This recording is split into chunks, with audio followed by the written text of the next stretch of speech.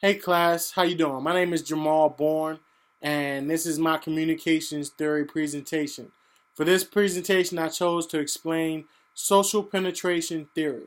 Why? Because social penetration theory has to do with relationships, and relationships are something that we deal with every day in our everyday lives. So, social penetration theory was kind of interesting to me, so that's why I decided to speak about SPT. So let's dive right on in. Social penetration theory was started by a guy named Erwin Altman and Dalmas Taylor.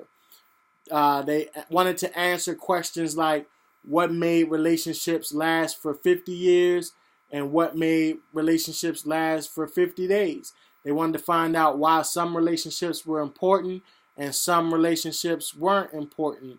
They came up with social penetration theory. And this theory was built upon a series of stages that attempted to explain why relationships were classified the way they were.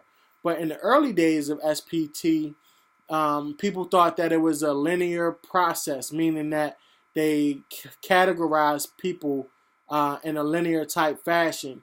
For example, I believe that if I'm that the linear categorization took place something like if you met someone, then they would classify that person as non-intimate. You were just an acquaintance with that person. They didn't know too much about you, so you immediately classified them that way. If you met someone else, you say, okay, this is a cool person. You immediately classified that person as maybe more intimate. And then all the way, the next one would be disengagement. So you would meet people and decide, no, I don't want to be associated with that person in any type way, shape, or form. But just like anything else in the communications theory class that we're taking, we learn that most of these theories are cyclical and they build upon something like a two-way exchange or an exchange in some type of way, shape, or form. And come to find out, SPT is the same way. It's like building upon one stage, and then you build upon the next stage.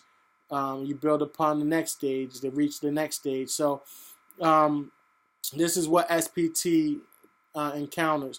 So let's start looking at the stages of SPT, the orientation stage. In this particular stage, SPT is this short conversation, short and simple. Keep it sweet. I'm sorry, keep it simple, stupid. So, KISS, keep it simple. You meet someone, you might be standing in line at the bank, and you start talking to that person about the weather or something like that. That's the orientation stage. You're not really giving any information about yourself, nothing private. You're talking to that person just to make conversation and pass the time.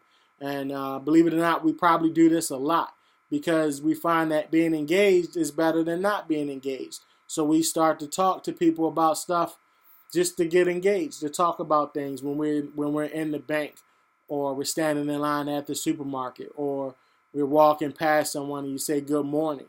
That's just inconsequential conversation that doesn't affect us in any way. The next stage is the exploratory affective stage. Now, at this stage, you may start to build upon that orientation stage to get to the exploratory affective stage. And in this stage, you start to reveal who you are. You start to express personal attitudes about public topics in government and education, and in this stage, you may make an acquaintance or two. So you go to work and, someone in another department, after you say hello to that person, you start to talk about other stuff that may be pertinent to the work environment. But in that particular stage, that person is just considered a casual friend. They don't know too much about you, but they know, hey, I see that guy Jamal all the time, and he's smiling. He's a good person. We talk and he engages me. So, I consider him a casual friend or an acquaintance. So that particular stage is the exploratory affective stage. The next stage is the affective stage. At this point, let's say you start to talk about more private and personal matters. So this stage is where you're at with maybe people that you've been dealing with for a longer period of time. You start to talk about more private and personal things. So childhood friends, you may start talking to them about more pertinent information about more things that are personal to you, how you feel, things that are happening in your life. You may want to get their opinion about some things. So you start talking to them at this stage, the effective stage. The next stage is the stable stage. At this stage, the relationship reaches a level where personal things are shared and one can predict the emotional reactions of the other person. So that implies that you know this person so well that you can already predict what their action or response is going to be to something that you might say or do. So, for example, your girlfriend, your longtime girlfriend of 1 year, 2 years, when you buy her that diamond ring that she wants, you know she's going to be really, really happy. You start to predict her response. People that have been around you for years, your parents, you almost know that when you go to see your mom on Sunday, she's going to ask you, why haven't you talked to her? Why haven't you called her all week? So, this is a stage where the stable stage, you're close to these people. You're close to the people that you're engaged with. The next stage is the depenetration stage. At this stage, this is when the relationship starts to break down and it's considered the cost exceeds the benefits. There's a withdrawal of disclosure that leads to termination of the relationship. So I think about like when you're at the end of a relationship with your girlfriend. For those that may not have girlfriends, with friends of yours, and let's say they betray you in some type of way. You tell them something that was personal to you, and then they share that with people you may not consider to be at any other stage in this particular list of stages. So once they betray you, you start to withdraw from them. You won't tell them any more information because you don't want them to share it with anyone else. So at this stage, this is when the relationship starts to break down and terminate. And then if you really think about it, these particular stages, we all know people in these stages of the social penetration theory.